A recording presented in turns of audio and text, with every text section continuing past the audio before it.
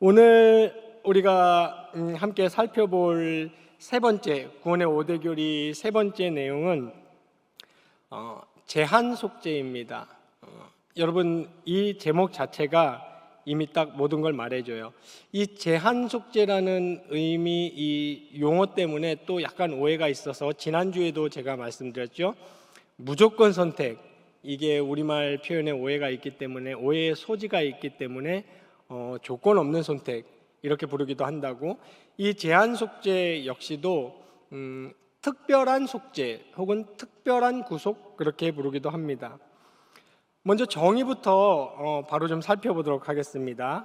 정의는 예수님의 피 흘리심으로 속죄하여 주시는 대상이 선택하신 특정인으로 제한된다는 게 제한 속죄의 의미입니다. 이 성경에는 제한 속죄라는 표현은 없죠. 그러나 모든 것이 그렇듯이 성경에는 이 제한적 속죄의 개념이 풍성하게 드러나 있습니다. 그래서 우리는 이 개념을 이름을 붙인 거죠. 제한 속죄라고. 자, 이 제한 속죄라는 표현이 무엇을 강조하는 표현일까요? 제한 속죄라는 표현은 하나님의 사랑을 강조하는 표현입니다. 좀 설명을 드리겠습니다. 하나님의 사랑을 정말 강조하는 표현이 제한 속죄입니다. 구속, 속죄, 넓은 의미에서 속죄에 대한 일반적으로 우리가 널리 논하는 세 가지 관점이 있습니다. 그 첫 번째가 예수님의 죽으심은 모든 인류를 구원하는 결과를 가져오는 만인을 위한 실제적 속죄였다라는 게 첫 번째 견해예요. 이거 여러분 익숙하실 텐데 이 용어 만인 구원설이라고 자주 들어보셨죠? 네, 이걸 만인 구원설이라고 부릅니다. 제가 20살 때 고등학교 졸업하자마자 이제 대학 들어가자마자 조금 이렇게 시건방을 떨면서 교회를 살짝 떠나게 됐던 게 이 만일 구원설, 정확히 말하면 이 비스무리한 주장을 한 칼바르트라는 신학자 때문이에요. 네. 이 신학자가 뭐라 그랬냐면 유기, 우리 지난 시간에 유기 배웠죠? 네.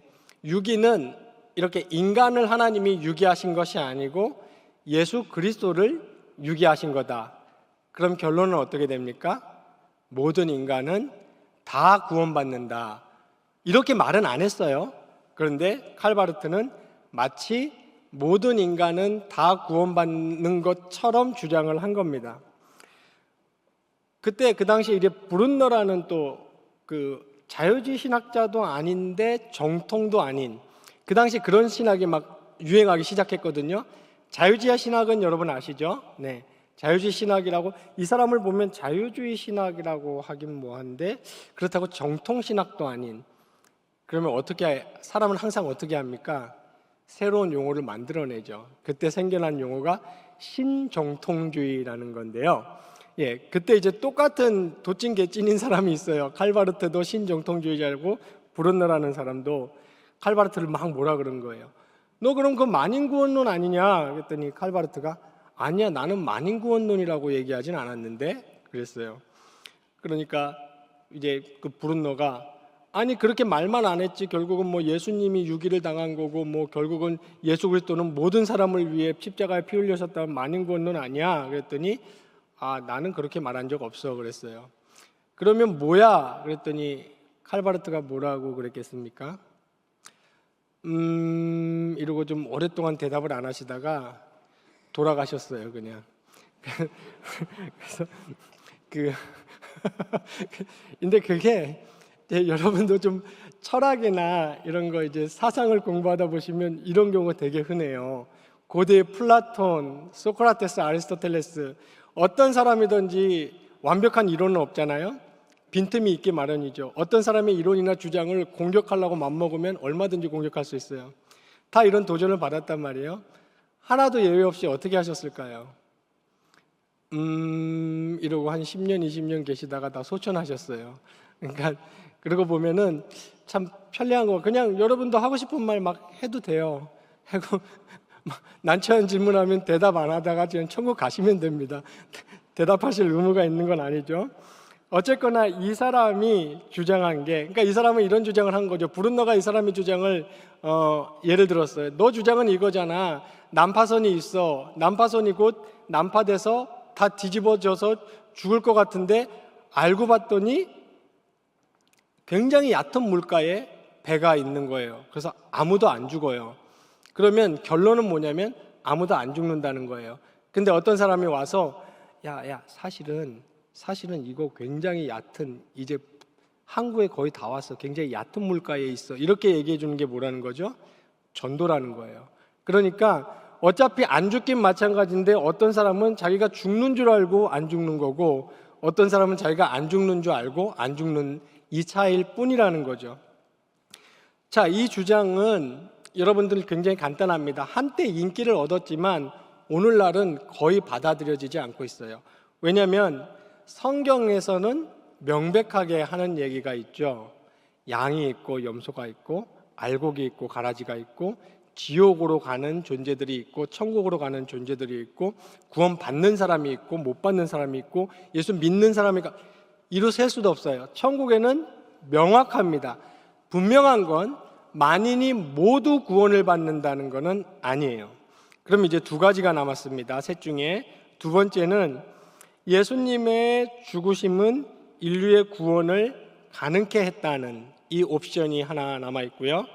마지막 세 번째 옵션은 예수님의 죽으심은 성부께서 작정하신 선택하신 자들의 죄에 대한 실제적 속죄였다. 이 두 가지는 뭐가 공통점이냐면은 믿는 사람은 구원받는다는 게 공통점이에요. 둘 다 거기에는 맞습니다. 그리고 아까 첫 번째 우리가 다뤘던 만인이 다 구원받는 거는 아니라는 거죠. 근데 문제는 요 믿는 사람, 요게 지금 문제인 겁니다. 믿는 사람에 관한 요 조건이 문제인 거죠. 그러니까 믿는 사람, 믿을 사람이 정해져 있느냐 아니면 정해져 있지 않고 열려 있느냐, 이 둘 중에 하나를 우리는 선택해야 돼요. 여러분 잘 아시듯이 성경의 주장은 무엇입니까? 믿는 사람이 정해져 있다는 것이고 세 번째 주장입니다. 이걸 우리는 지난 시간에 배웠던 예정이라고 부르고 지난 시간에 배웠던 예정되지 않은 사람은 유기되었다고 부릅니다. 이게 왜 그렇게 중요할까요? 이 둘 중에 하나를 선택해야 되고 그리고 우리는 확고히 세 번째, 즉 하나님께서 성부께서 구원받을 사람을 작정하셨다, 택하셨다라는 이 세 번째 성경의 가르침에 분명히 서 있어야 되는 것은 아까 요 문장 속에 힌트가 나왔어요. 두 번째 옵션엔 무슨 표현이 없었냐면 실제적 속죄라는 표현이 없었고 우리가 믿는 세 번째 옵션에는 뭐가 있었냐면 실제적 속죄라는 표현이 있었습니다. 실제적 속죄라는 요 표현이 왜 그렇게 중요하겠습니까? 예를 들면은 이것은 구원의 효력에 관한 것인데요. 만약에 우리가 두 번째 옵션을 선택해서 예수님은 정해진 사람을 구원하신 것이 아니고 누구든지 믿기만 하면 구원할 수 있는 길을 열어놓으셨고 그리고 가능성을 제시하셨다. 이 주장이거든요. 이렇게 되면 우리는 무엇을 포기해야 될까요? 이 표현을 잘 들으세요. SFC 친구들 특히 잘 들으셔야 됩니다. 제가 요새 여러 가지 얘기를 듣고 있는데 이런 거 약간 우리 중고등부 친구들이 아직 좀 혼란스러워하는 것 같더라고요. 뭐가 중요하냐면 예수 그리스도의 속죄 사역, 그러니까 예수 그리스도가 오셨고 죽으셨고 부활하셨다. 오셨고 죽으셨고 부활하셨다는 것은 구원을 완성하신 겁니다. 요거 단순한 표현이죠. 근데 굉장히 중요한 표현입니다. 다른 말로는 뭡니까? 구원받을 수 있는 길을 활짝 열어놓으신 게 아니죠. 그것도 굉장히 좋은 일이에요. 다 죽게 될 지옥 갈 사람들을 위해서 구원받을 수 있는 길을 일단 활짝 열어놓으신 것도 좋은 일이죠.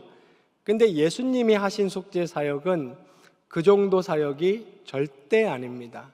예수님이 하신 사역은 구원을 완전히 완성하신 거예요. 이해 가시죠? 네. 한 번 구원을 받으면 절대 떨어져 나가지 않아요. 우리 이건 마지막 시간에 배울 겁니다. 성도의 견인. 그래서 이 표현을 잘 기억하셔야 됩니다. 다시 한번 제가 강조할게요.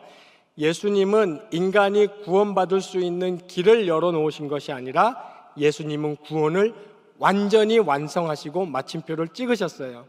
예수님이 사역을 하신 다음에 자, 이제 믿기 1번, 안 믿기 2번 옵션을 남겨놓은 다음에 이젠 전적으로 인간에게 이것이 달려있어요. 이거를 하신 것이 아니죠. 이건 예수님의 속죄 사역을 모욕하는 겁니다. 그리고 평가절하하는 거고 폄훼하는 것이 되는 것입니다. 성경에는 어떤 얘기를 하고 있습니까? 예수님은 사역을 완성하셨고, 그리고 예수님이 반드시 한번 택한 사람은 끝까지 영원히 그 누구도 그 예수님의 품에서 앗아갈 수 없다는 얘기를 하고 있습니다.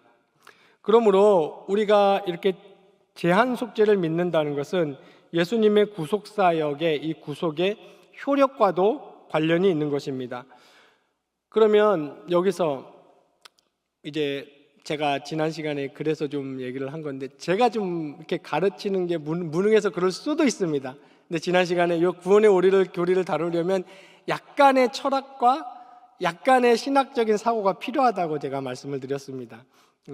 그래서 이제 제가 이제 이렇게 목회를 시작한다니까 여러 선후배들 제 은사 교수님이나 이런 분들이 공통적으로 하신 얘기가 교인들한테는 무조건 쉽게 해야 된다. 그러면서 이제 또 미국에 계신 제 은사 교수님도 저한테 이메일로 막 그런 말도 해주셨어요.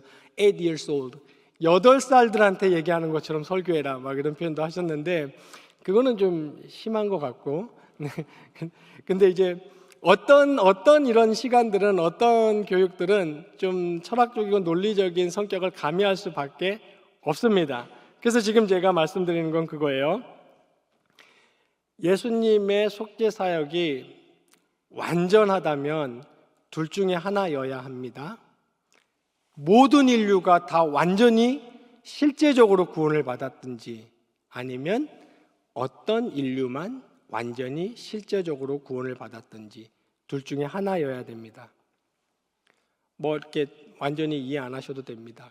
그냥 분명한 것은 예수님은 속죄 사역을 제한된 사람들만 대상으로, 제한된 그 사람들만을 위해서 완전히 속죄 사역을 이루어 놓으셨다는 겁니다.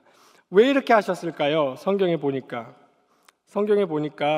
이렇게 하신 이유를 설명하기를, 그것이 하나님의 사랑의 표현 중에 하나다 그랬습니다. 하나님의 사랑이 얼마나 확고하고, 하나님의 사랑이 얼마나 간절하고, 하나님의 사랑이 얼마나 뚜렷한지를 나타내는 표현을, 모든 인류를 다 똑같이 사랑하시지 않고 내 백성, 내가 택한 자, 나의 사람들만 특별히 사랑을 하셔서 하나님의 사랑을 표현하신 거죠. 여러분, 하나님은 사랑이시다라는 표현을 많이 들어보셨죠? 이것은 사랑은 하나님이시다 이렇게 하면 큰일 납니다. 그렇게 하면 안 되고 완전히 다른 말이에요. 하나님은 사랑이시다 이렇게 해야 됩니다.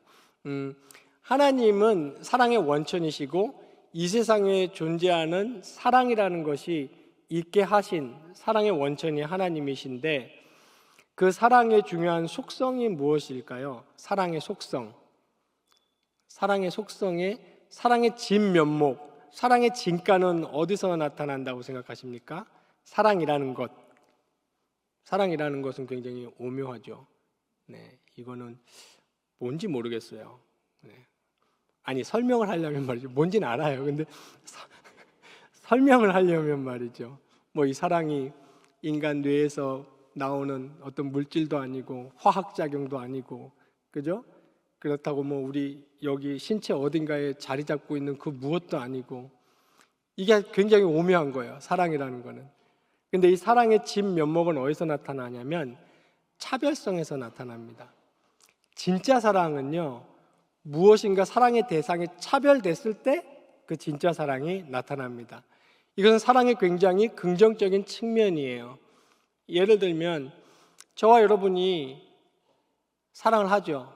네, 저는 밑에 백일동 1301호에 사시는 그분을 사랑합니다.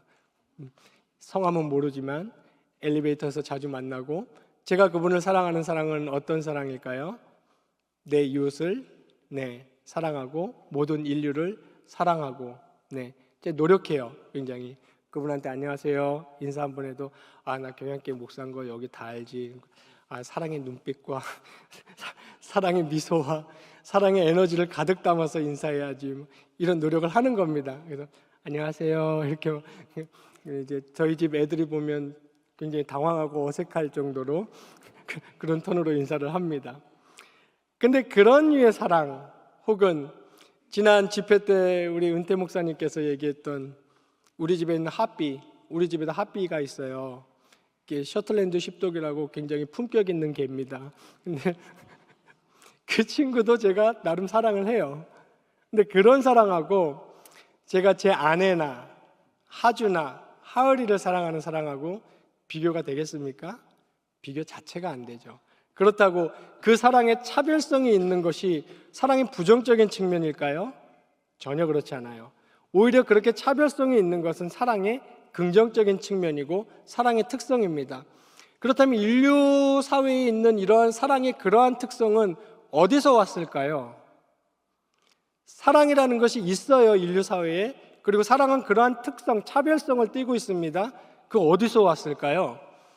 진화 생물학자들이 주장하는 것처럼 꿈틀꿈틀대고 막 움찔움찔 하다가 막 발전하다가 어떻게 하다가 요만한 아메바만도 못한 존재가 지금 이렇게 고차원의 정교한 인간이라는 존재가 되고, 인간 군집이 다른 군집보다 더 우월하게 살아남기 위해서 사랑이라는 개념을 만들어서 그것을 사용하고, 여기서 사랑이 온 겁니까?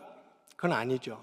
인류의 사랑이 있게 된 이유는 사랑이신, 사랑의 원천이신 하나님으로부터 사랑이 온 겁니다. 그래서 인류의 그 사랑이 있게 된 거고, 당연히 인류가 띠고 있는 그 사랑의 차별성, 사랑의 긍정적인 측면에 사랑의 진짜 사랑의 진의를 알려주는 그 차별성, 그것도 하나님으로부터 온 겁니다.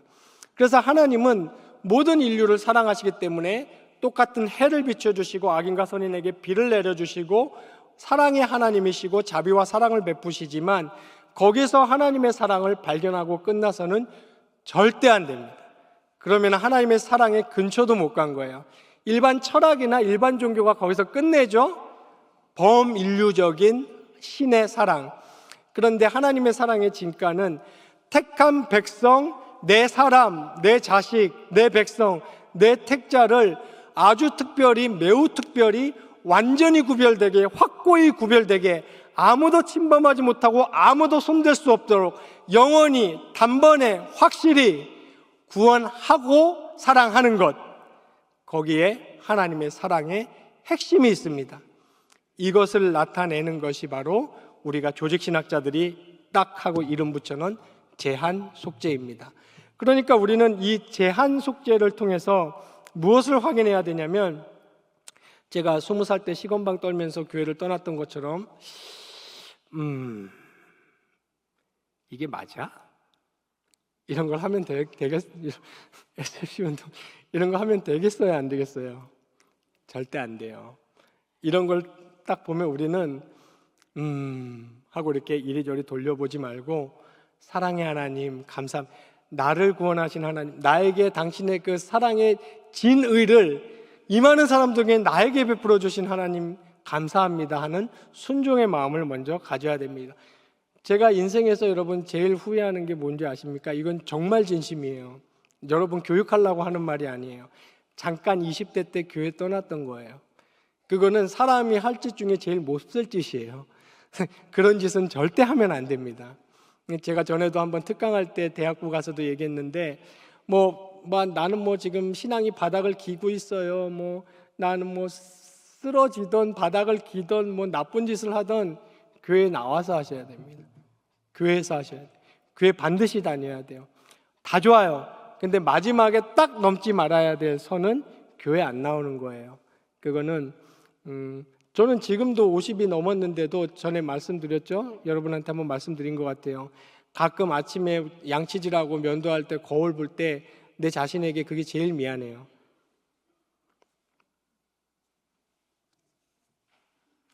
그러니까 그건 하면 안 돼요. 교회는 절대 떠나면 안 됩니다. 여러분 의심해도 좋고 하나님 의심해도 좋아요. 근데 교회 와서 하세요. 교회 와서. 교회는 절대 떠나면 안 됩니다. 예, 제가 하고 싶은 말은 그거예요. 이 제한 속죄를 통해서 우리는 의구심을 갖지 말고 하나님이 이런 식으로 이렇게까지 하나님의 사랑을 우리에게 표현하셨구나라는 것을 깨닫고 알아야 됩니다. 우리가 조금만 마지막 단계로 조금만 더 한번 깊이 들어가 볼까요? 신학자들이 또 하는 얘기가 있어요. 하나님의 이 구원의 일을 놓고 이제 역사로 나눴는데 하나는 구원의 역사 이렇게 부르고 하나는 구원의 순서 혹은 구원의 서정 이렇게 부릅니다. 구원의 역사 히스토리아 살로티스라고도 하고 히스토리 오브 셀베이션이라고도 하고 여러분이 어디서 많이 보거나 들으셨을 거예요. 구원의 역사가 뭐냐면 이렇게 하나님께서 시간이라는 것을 이제 시작하셨단 말이에요. 천지 창조와 함께. 원래는 영원 가운데 계신 분이잖아요. 근데 존재라는 것을 창조하시고 시간을 이제 창조하셨죠. 그리고 이제 시간의 끝이 있겠죠. 이 모든 시간, 우리가 이걸 역사라고 부르기도 합니다. 이 모든 시간이 무슨 시간이냐면 하나님께서 죄인을 구원하시는, 그리고 그 죄인을 구원하셔서 하나님의 사랑과 자비와 영광의 최대치를 나타내는 요 공간과 사건이 요 시간입니다.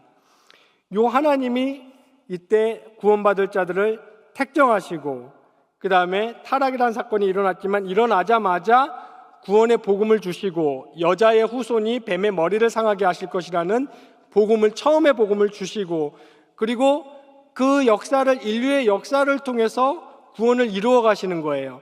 메시아가 올 것이라고 예표하시고 히브리 족속 아브라함의 후손들 한 인류를 선택하셔가지고 이스라엘이라는 나라를 만드시고 그 이스라엘의 국가의 역사와 그 이스라엘 속의 개인의 역사를 통해서 하나님의 속성과 하나님의 일하심과 하나님의 계획을 다 예표적으로 상징적으로 표본으로 그 국가를 통하여 그리고 거기 나오는 인물들을 통하여 보이시고 그리고 때가 참에 예수 그리스도가 역사 속에 오시고 예표하고 가리키고 있던 그 나라 하나님의 백성 영적 이스라엘을 만드시고 이 모든 일을 우리는 뭐라고 부르냐면 신학자들이 구원의 역사라고 부릅니다. 그리고 구원의 서정이라는 것은 이렇게 하나님이 다 하신 그 일, 이 역사의 최정점은 뭐죠? 구속사인데 구속사의 최정점은 예수 그리스도의 십자가와 부활입니다. 여기서 모든 최정점을 이루죠. 그래서 이 예수 그리스도의 십자가와 부활의 그 효력, 그 일의 역사, 예수님이 그 일에 하신 일을 한 사람 한 사람에게 찾아가는 거예요. 이렇게 찾아가서 이 위대한 부활과 죄사함의 효력이 한 개인의 것이 되게 하는 겁니다. 2000년 전에 유럽에 있는 사람에게도 가서 적용하셨고 100년 전에 아프리카에 있는 사람에게도 가서 적용하셨고 여기 지금 저와 여러분에게도 와서 적용하셨어요. 이게 신학자들은 구원의 서정이라고 부르는데요. 이런 용어는 잊어버리셔도 되는데 이 내용은 반드시 아셔야 됩니다. 제가 지금 이 얘기를 왜 하는 겁니까? 성부, 천지창조와 예정과 택정, 성자, 이 예정하시고 택정하시고 계획하신 일을 역사 속에서 효력을 일으키고 진짜게 되게 하신 예수님의 그 성자의 사역, 그리고 예정하신 일을 효력을 이루게 하신 그 일을 한 사람 한 사람에게 찾아가서 반드시 그 사람의 것이 되게 하는 성령의 역사, 이 모든 성부, 성자, 성령 삼위 하나님의 구원의 역사가 구원의 구속사가 곧 인간의 역사고 그 일이 일어난 것이 저와 여러분의 인생입니다. 그래서 이 일을 가만히 들여다보면 이게 지금 성경이 하는 얘기예요. 신학자들이 지어낸 얘기가 아니죠. 이 일을 들여다보면 우리는 뭘 금방 깨닫냐면 모든 영광이 주로 말미암고 주에게서 나오고 주로 말미암고 주께로 돌아가는 게 맞구나. 하나님 독단적인 사역이에요.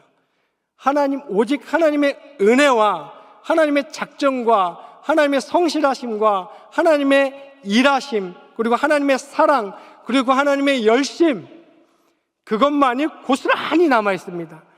우리가 할 수 있는 일은 뭐예요? 성령이 찾아와서 우리에게 새 생명을 주고 우리에게 지각을 주셔서 이것을 보고 나니, 아, 나에게 일이 일어났구나. 내가 믿고 있구나. 감사하다. 할렐루야. 영광 받으소서. 정말 감사합니다. 하나님 대단하십니다. 당신만이 영광의 주체입니다. 저는 죄인입니다. 이런 류의 말밖에는 우리가 할 수 있는 것이 없어요. 다시 말씀드리지만 하나님의 독단적인 사역이고 하나님의 세상이고 하나님의 역사이고 저와 여러분은 하나님의 소유물이고 이 모든 일은 하나님에 관한 것입니다. 여기에 우리가 이런 교리들이 왜 생겨난 거예요? 지난 시간에 말씀드렸죠. 이건 저는 요즘에 배워서 우리 집 애들한테 요즘에 생겨난 말인 줄 알았는데 꽤 오래전에 생겨난 말이더라고요. 낄낄빠빠라고 아십니까?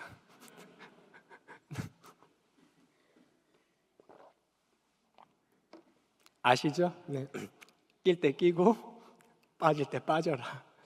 거의 성경에 버금가는 진리입니다. 우리 삶을 살면서 반드시 명심하셔야 되는 중요한 진리 중에 하나인 것 같아요. 낄낄빠빠. 이거를 못하는 거예요, 인간이. 제가 무슨 말이냐면 칭이 우리가 구원받는 데 있어서 우리가 낄 자리가 있습니까? 없습니까? 없어요. 전혀 없어요. 이게 성경이 말하는 바이고 지난 시간에 제가 말씀드렸던 실존적으로 우리가 터득해서 아는 바입니다. 제가 지난 시간에 이 자리에서 강의 시작하자마자 첫 질문이 그거예요. 여러분 힘으로 구원을 받은 다음에 여러분 힘으로 죽을 때까지 구원을 유지하고 여러분 힘으로 마지막 심판대 앞에까지 섰을 때 구원을 유지할 수 있는 자신 있는 사람 있으세요? 그랬더니 진짜 1초도 안 돼서 이쪽에서 답이 나왔어요. 아니요, 그랬어요. 네.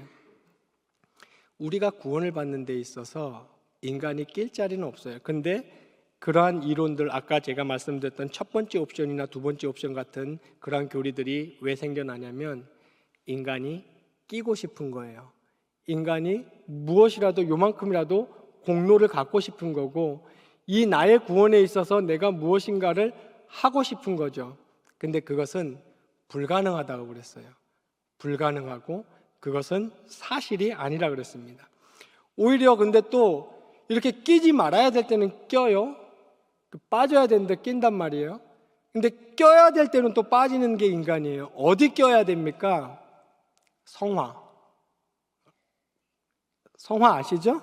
네, 성화엔 껴야 돼요. 우리가 그거는 우리가 이를 악물고 열심히 성화 거룩한 삶을 우리가 살아내야 되는 겁니다. 근데 또 거기는 빠져요. 이게 정말 웃겨요. 이거 낄낄빠빠가 안 되는 겁니다. 칭의, 구원받음, 하나님의 사랑받음은 저와 여러분의 자리가 없습니다. 하나님의 독단적인 사역입니다. 제가 자주 쓰는 표현이 있죠. 하나님의 순전한 독단적인 사역에 저와 여러분같이 때 묻은 인간들의 종교적이나 철학적인 노력과 몸부림을 거기다 덧칠하려고 해서는 안 되는 것이죠. 이렇게 제가 지금 설명드린 것처럼 구원은 하나님께서 당신의 사랑을 온전히 표현하시기 위하여 대상을 제한하셨고, 그리고 제가 방금 구원의 역사와 구원의 서정을 통해서 설명드린 것처럼 하나님께서 독단적으로 하신 일입니다. 우리는 그것을 다시 한번 말씀드립니다. 온전히 누리면 됩니다. 믿음으로 그것을 누리고 그것을 즐기고, 제가 전에 지난 시간에 실존이라는 단어를 저는 굉장히 좋아하는데 가끔 실존이라는 단어를 보거나 들으면, 책을 읽다가 보거나 하면 가끔가다 이렇게 몸소리가 쳐진다 그랬죠. 지금도 그래요. 가끔 진짜 막 이렇게 막 진짜 여러분 그런 적 없으세요? 큰일 날 뻔했다. 전 정말이에요. 이 실존 정말 차라리 안 태어나는 게 낫지. 진짜입니다. 안 태어나는 게 낫지. 예수 없었으면 어떡할 뻔했냐. 막 이렇게 막 몸서리가 쳐집니다. 우리가 태어났다면은 예수님의 사랑, 예수님의 제한적인 범위에 우리가 들어간 이것이 우리에게는 가장 필요한 것이고 우리가 온전히 즐길 수 있는 것입니다. 강의를 맺도록 하겠습니다. 우리는 이 제한 속죄를 통해서 다음과 같은 결론을 내릴 수 있겠습니다. 제한 속죄 교리는 신자로 하여금 구원의 위대성과 그 구원의 감격을 진짜 진의를 알게 해줍니다. 왜냐하면 이 제한 속죄라는 이 성경의 내용을 통해서 하나님의 사랑의 차별성, 하나님의 사랑의 진의를 느낄 수 있기 때문이죠. 그리고 제한 속죄는 신자로 하여금 하나님 사랑의 극대치의 표현, 속죄라는 것이 하나님 사랑의 극대치의 표현임을 알게 해주고, 세 번째로 제한 속죄는 신자로 하여금 확신을 가지고 살게 해줍니다. 여기는 전도하게 한다라고 표현을 했지만 확신을 가지고 살게 해줘, 전도하게 한다도 맞습니다. 확신을 가지고 살게 해줍니다. 만약에 여러분이 하나님이 어떤 구원받을 사람을 선택하시지 않고 구원의 효력을 제한하시지 않았다면 저와 여러분은 확신, 기독교 복음의 핵심 중에 하나인 확신, 천국 소망 이런 것을 가지고 살기는 힘들 거예요. 대신 뭘 가질 수밖에 없겠어요? 갔으면 하는 염원, 끝까지 구원에서 탈락하지 않았으면 하는 갈망, 이런 걸 가지고 살아갔겠죠. 근데 기독교 복음은 그 염원이나 갈망을 얘기하지 않아요. 구원받았다는 확신, 천국과 부활한다는 확고한 소망, 확고된 소망을 주는 것이 기독교의 복음입니다. 이것은 제한 속죄가 우리에게 주는 풍요입니다. 마지막으로 제한 속죄는 신자로 하여금 하나님 앞에서 우리는 전적으로 부패하고 전적으로 무능하고 우리 자신을 구원하는 데 있어서 터럭만큼도 기여할 수 없는 죄인임을 알고 겸손히 엎드리게 합니다. 제한 속죄는 하나님의 구원의 효력이 특정인에게 제한됐다는 겁니다. 그 구원의 능력이 모든 인류에게 못 미친다, 이런 말은 전혀 아니에요. 구원의 능력은 모든 인류에게 미치고 인류를 구원하고도 남습니다. 하지만 그 하나님의 구원의 효력만큼은, 실제적 효력만큼은 하나님이 창세전에 택정한 특정인들에게만 제한됩니다.